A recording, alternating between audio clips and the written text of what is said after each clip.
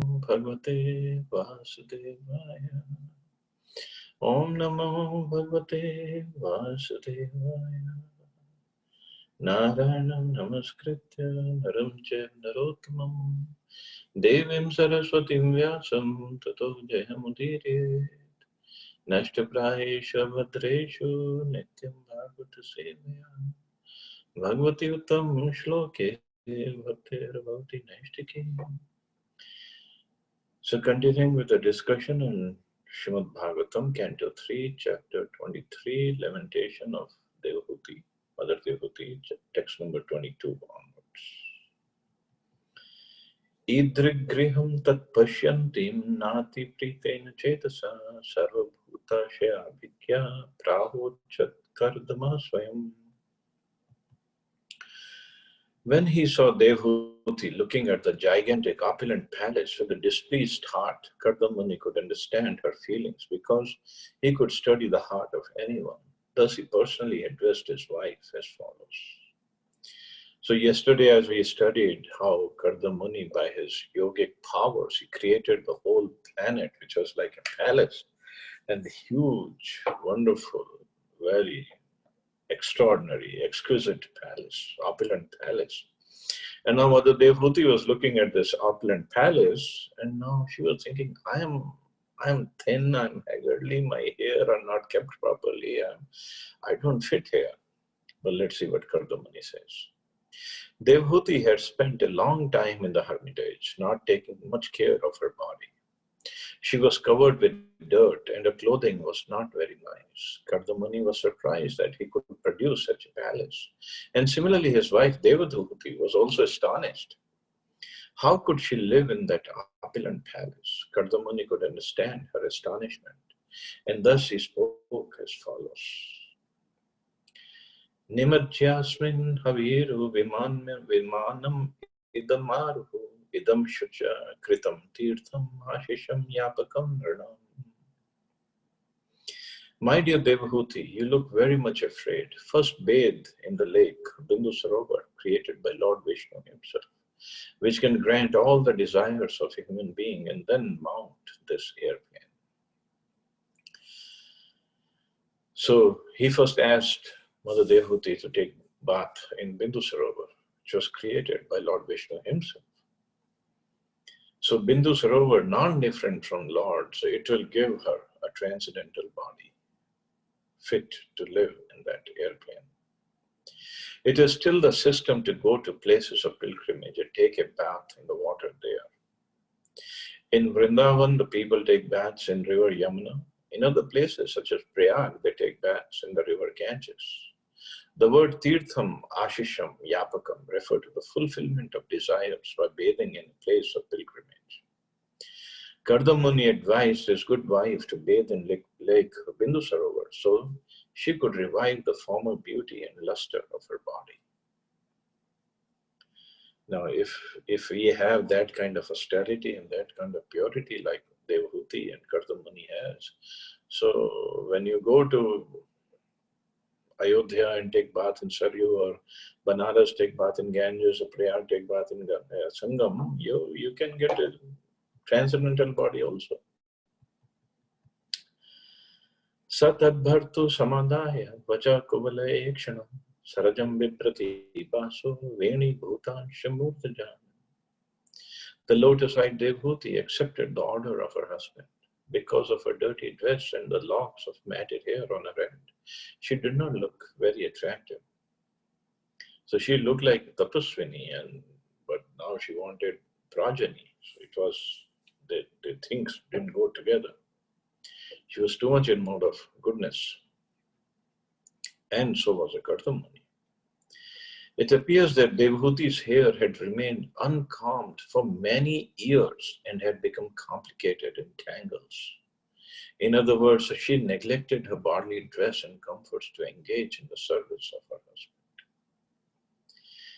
And as I had explained earlier, Prabhupada has explained that any piety or any austerity, any bhakti husband does, wife automatically gets 50% of it, if she is serving him nicely, chastely. So Mother Devhuti, she just served her husband and she also got all this benefit of tapasya, but she did not also look after her body because she was too busy serving her husband. Angam cha mala pankena sanchannam shablastanam avivesh saraswatya sarashiva jalashayam. Her body was coated with a thick layer of dirt and her breasts were discolored. She dove, however, into the lake which contained the sacred waters of the Saraswati River. Santa Sarasi Vesham Stha Shatani Dashkanyaka Sarva Kishora Vayaso Dadarshot Palgandhaya. In a house inside the lake, she saw 1,000 girls, all in the prime of youth and fragrant like lotuses. So inside the lake there was a house and where she saw 1,000 girls, beautiful young girls. Tam drishtva sahasothaya prochu pranjalaya striya vayam karma karistubhyam shadi na karvam kim. Seeing her, the damsel suddenly rose and said with folded hands, "We are your maid servants. Tell us what we can do for you." While Devhuti was thinking of what to do in that great palace in her dirty clothes, they were at once, by the yogic powers of Kardama Muni, 1,000 maid servants prepared to serve her. They appeared before Devhuti within the water and presented themselves as her maid servants, simply awaiting her orders. That's the power of Kardama Muni.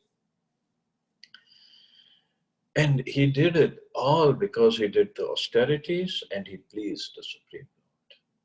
That by pleasing the Supreme Lord, forget about the spiritual desires, even the material desires can be fulfilled by the mercy of the Supreme Lord. And when he fulfills those material desires, there will not be any attachment to those material opulences. That's the correct way of bhakti, of making any advancement. Even materially, if somebody wants advancement, one should make progress spiritually. And look at this verse, I was just thinking about that. 1,000 young damsels were there to serve Mother Devhuti. And either Devhuti or Kardamuni had no desire to enjoy those maid servants. And this happened by the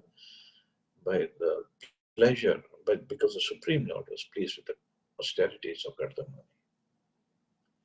So it's not like if somebody commits some terrorist activities and he should expect 72 virgins waiting in the heaven for him. Not going to happen like that.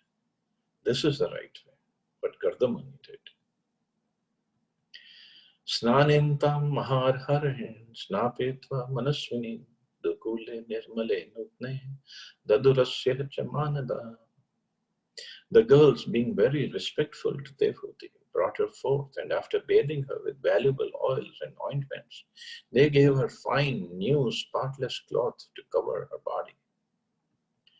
Bhushnani parardhyani variyansi dimanti cha annam sarvagunopetam panam cheva amritasavam. They then decorated her with very excellent and valuable jewels, which shone brightly. Next, they offered her food containing all good qualities and a sweet, inebriating drink called asvam. Asvam is an Ayurvedic medical preparation. It's not a liquor. It is especially made from drugs and is meant to improve metabolism for the healthy condition of the body. So we should look for the recipe of this asvam. Athadarshye swamatmanam srigvinam virajambaram virajam kritsa swastyanyanam kanyabhir bahumanitam. Then in a mirror she beheld her own reflection. Her body was completely freed from all dirt, and she was adorned with a garland, dressed in unsullied robes and decorated with auspicious marks of tilak. She was served very respectfully by the maids. So she also put on tilak. It's mentioned here. Not just she wanted to just look sensually beautiful for Kardam Muni. She was still with tilak and all the wonderful items she is getting. Snatam krit shira snanam sarva bharan bhushitam nishka grivam valiyanam kujat kanchan nupuram. Her entire body, including her head, was completely bathed, and she was decorated all over with ornaments. She wore a special necklace with a locket. There were bangles on her wrists and tingling ankles of gold about her ankles.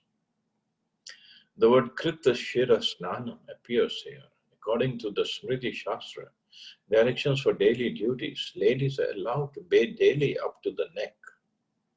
The hair on the head does not necessarily have to be washed daily because the mass of wet hair may cause a cold.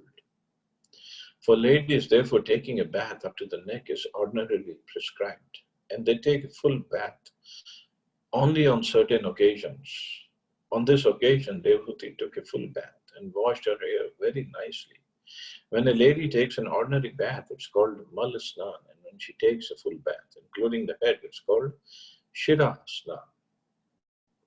At this time, she needs sufficient oil to smear on her head. That is a direction of the commentators of Smriti Shastra. And look at how Prabhupada is explaining everything, even Shira Snan and Malasnan. And so hair on the head does not have to be necessarily washed daily. So basically what Prabhupada is saying and what is mentioned in the scriptures is the ladies should not have short hair. They should have long hair.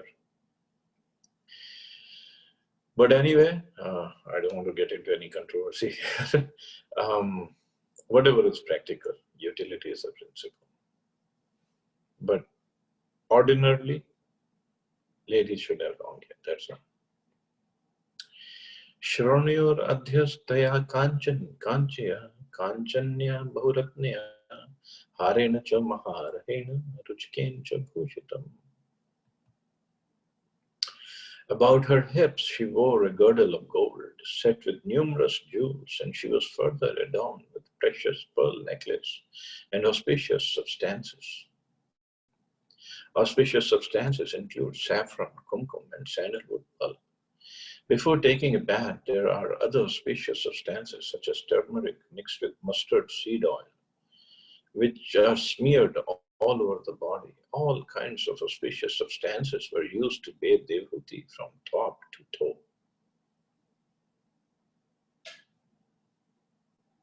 So this is all created by the yogic powers of Kartamani. Sudata subhruva kshnakshna snigdha pangen chakshusha padma koshas pridhanila alakashcha lasanmukham. Her countenance shows with beautiful teeth and charming eyebrows. Her eyes, distinguished by lovely moist corners, defeated the beauty of lotus buds. Her face was surrounded by dark curling tresses. According to Vedic culture, white teeth are very much appreciated. Devhuti's white teeth increased the beauty of her face and made it look like a lotus flower. When a face looks very attractive, the eyes are generally compared to the lotus petals and the face to a lotus flower.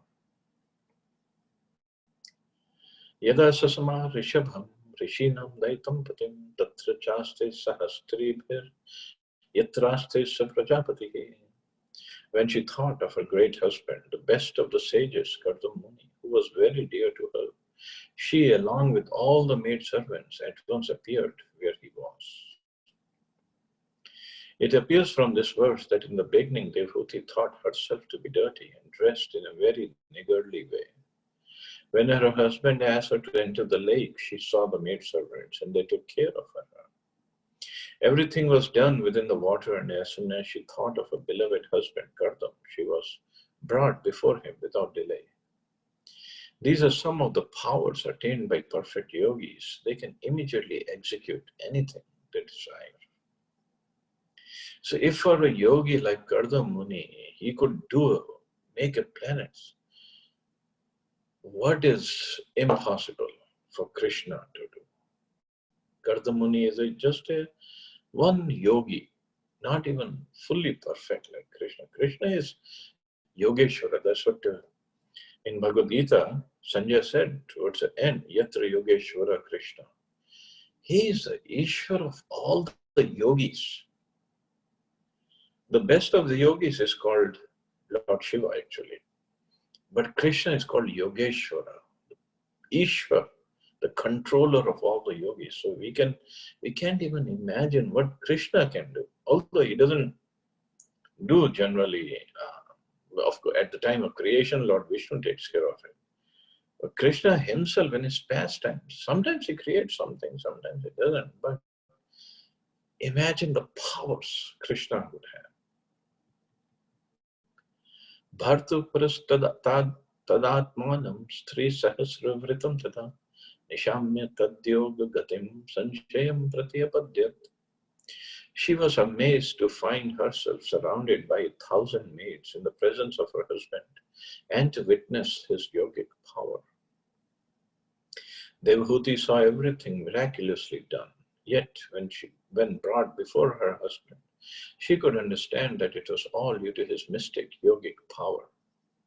She understood that nothing was impossible for a yogi like Kardamuni. Satam kritam lasnanam vibhrajantam hi purvavat atmano bibhratim rupam samvito ruchirastanim vidyadhari sahasrena sevyamanam suvasasam jata bhavo vimanam tadarohya mitraham. The sage could see that Devahuti had washed herself clean and was shining forth as though no longer his former wife. She had regained her original beauty as a daughter of a prince. Dressed in excellent robes, her charming breast duly girded, she was waited upon by 1,000 Gandharva girls. O destroyer of the enemy, his fondness for her grew, and he placed her on the aerial mansion. Before her marriage, when Devahuti was brought by her parents before the sage Kardam, she was a perfectly beautiful princess. And Kardamuni remembered her former beauty. But after her marriage, when she was engaged in the service of Kardamuni, she neglected to care for her body like a princess, since there was no means for such care. Her husband was living in a cottage, and she was always engaged in serving him. Her royal beauty disappeared, and she became just like an ordinary maidservant. Now, after being bathed by the Gandharva girls by the order of Kardamuni's yogic power, she regained her beauty. And Kardamuni felt attracted to the beauty she had shown before the marriage. When Kardamuni saw the breasts of his wife so nicely decorated increase her beauty many times, he was attracted even though he was a great sage.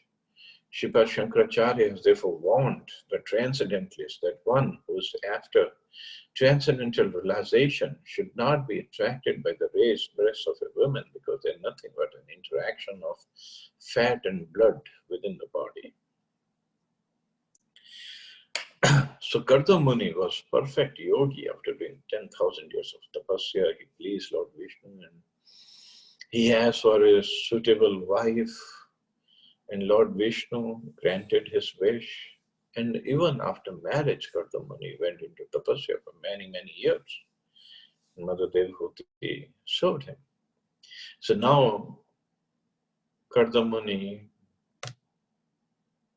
provided everything for Mother Devahuti. And Devahuti regained her previous beauty. And now Prabhupada is saying Kardamuni was feeling attracted to the beauty. And Prabhupada is quoting Shankaracharya that a transcendentalist should not be attracted by the female members. Because not everybody is as powerful as Kardamuni. Although he is getting attracted, but he will still regain his position and will leave once Lord Kapildev is born. But not everybody is as strong, as powerful as Kardamuni, or even as strong or as powerful as Srila Prabhupada, or even Haridas Thakur.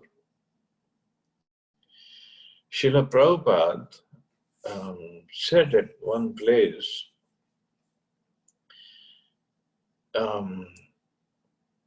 once he was in a cab in New York, and he was beginning at that time. ISKCON was pretty much in the beginning stages, and the cab driver, the taxi driver, out of curiosity, he just asked Prabhupada, Swamiji, so what's a Swami?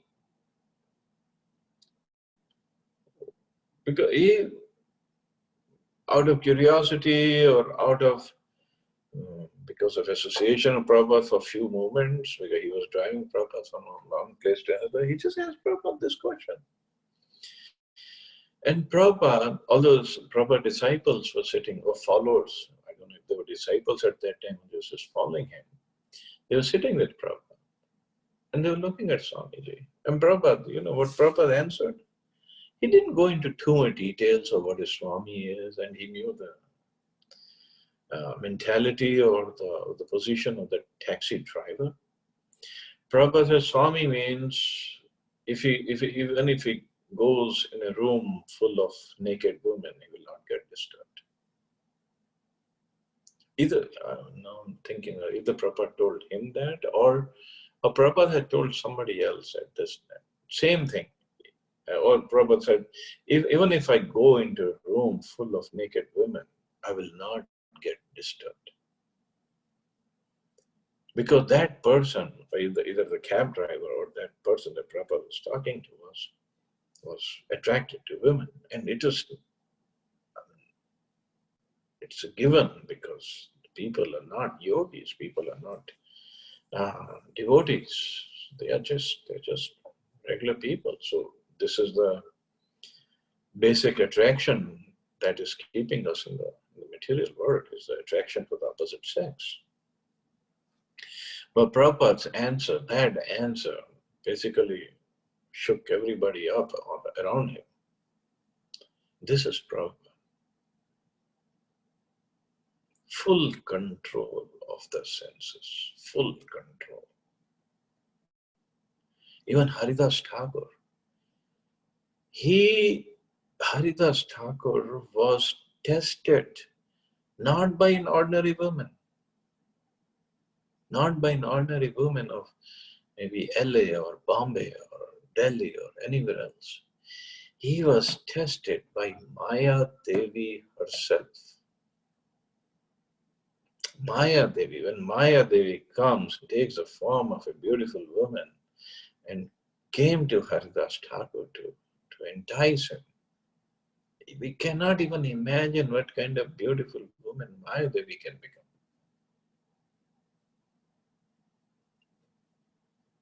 Shiva Shankaracharya is saying that the breasts of a woman are nothing but an interaction of fat and blood within the body. That's Shiva Shankaracharya's realization.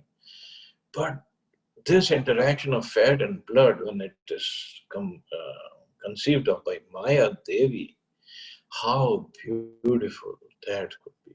And Haridas Thakur was not at all attracted by her. Not, at least not sexually. So that is yogi. That is a real yogi. So in our case, we are not Prabhupada and we are not Haridas Thakur, we are not Kartamuni. But as I have said earlier also, because from my courses of pranic healing, it is clearly mentioned there that when we chant, when we perform any spiritual activity, there is a lots of energy that comes down through our crown chakra. And if we don't utilize it properly, it will definitely go down to the sex chakra and disturb a person sexually. So one has to be very careful, because the energy is going to come whenever we're chanting, whenever we're hearing Bhagavatam, whenever we're going to take darshan or prasad, any spiritual activity. Lots of spiritual energy comes down. We just have to channel it properly. So the idea is physical service is very, very much required. When Prabhupada was at the planet and he was leading the movement himself physically, that's why he would send his disciples for Sankirtan, for book distribution, for other forms of services. So the energy that is coming down, it could be, of course, he didn't explain it this way, but the energy has to be utilized properly. So we have to make sure. Otherwise there is every chance of sex chakra getting too overexcited, overreacted, over-energized, and then it can create issues. So anyway, so we'll continue with the Kardam Muni and Mother Devhuti's pastimes tomorrow. So we'll stop here. See anybody has any questions or comments.